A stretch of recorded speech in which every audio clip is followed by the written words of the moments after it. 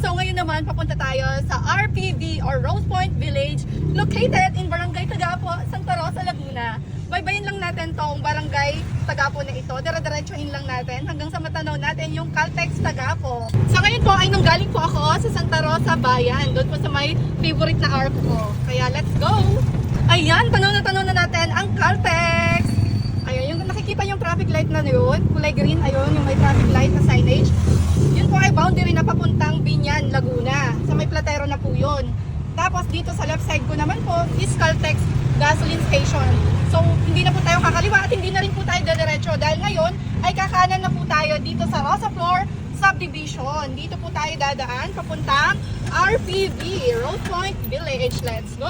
Dire-diretsoin lang natin. At syempre dito po ay mabubungaran nyo na kaagad ang Alpha Mart. Dito naman po ay kakanan na tayo. So kanan lang tayo dito. Straight ahead lang po, dire-diretso. Dire-diretso lang dito sa kalsadang ito hanggang sa matanaw nyo po yung arko ng Rosewood. Yan po, yung arko. Ito po yung ating arko na napakaganda, piyesta yata. Welcome to... Ito po yung ating Rosewood Village. Dito po tayo, ngayon dito po tayo kakaliwa. Kakaliwa na tayo dito. Dire-diretso. And then, unang kanto po, kanan na po tayo kaagad. Dito po, right side.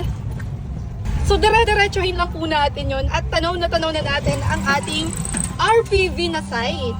And now, nandito na po tayo. Muntik nang matumba ang signage.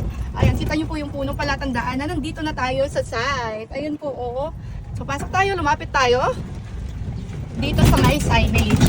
As of today, ayan, 60% na po ang ating model house. Dalawa po yung ginagawa para sa sample turnover ng ating unit. Sample turnover and bare type. Ayan. Dalawa po yan. Yung kabila, sample turnover. At yung isa po ay, yun po yung naka-interior na yung gagawin natin na parang idea kung anong gagawin natin sa property natin. So, as of today, ito na po yung update ng ating site dito sa RPV. Ito po ay nasa 126 units lamang po. Sobrang small community lang kaya tahimik, very peaceful. Tahimik na, peaceful pa. Gated po 24/7 ang guard natin. Ayan po, mababasa nyo naman. Ito po yung ating amenities. Ayan, mas linawan ko po. Ang ating lot area dito sa ating RPV, ayan, medyo focus ko lang po, 80 square meter. Floor area is 75.85 square meter. Single attached, 3 bedroom, 2 toilet and bath, with 1 carport at bare type po ang turnover dito. Sa mga nagtatanong, wala pa po tayong exact sample computation dito dahil soon to open pa lang ito, kumbaga parang pre-selling, wala pa, hindi pa binababa ng ating developer. Antay-antayin lang po natin. Pero may estimate na po tayo dito na more or less 5 million. Ito po ay napakagandang property. Kaya sa mga interested at kung kayo man po ay kumikita ng gross monthly income na 100,000, pwede po kayo ditong mag-LOI or letter of intent para po kayo ay ma-priority sa mga mabibigyan ng slot. Makakapili po kayo ng mas malalaking lote, sukat ng lote. Ayan. Kasi hindi lang po 80 square meter ang nasa mapa natin. May mga malalaking lote din po. Kaya kung kayo po ay gustong mauna, feeling nyo po yung income nyo ay pasok naman sa 100k, i-message nyo lang po ako at handa ko po kayong tulungan, sagutin sa lahat ng inquiries nyo patungkol dito sa ating RPV. Napakaganda po talaga dito. Tahimik, talagang province vibes. Pero bukod nun, malapit din sa lahat.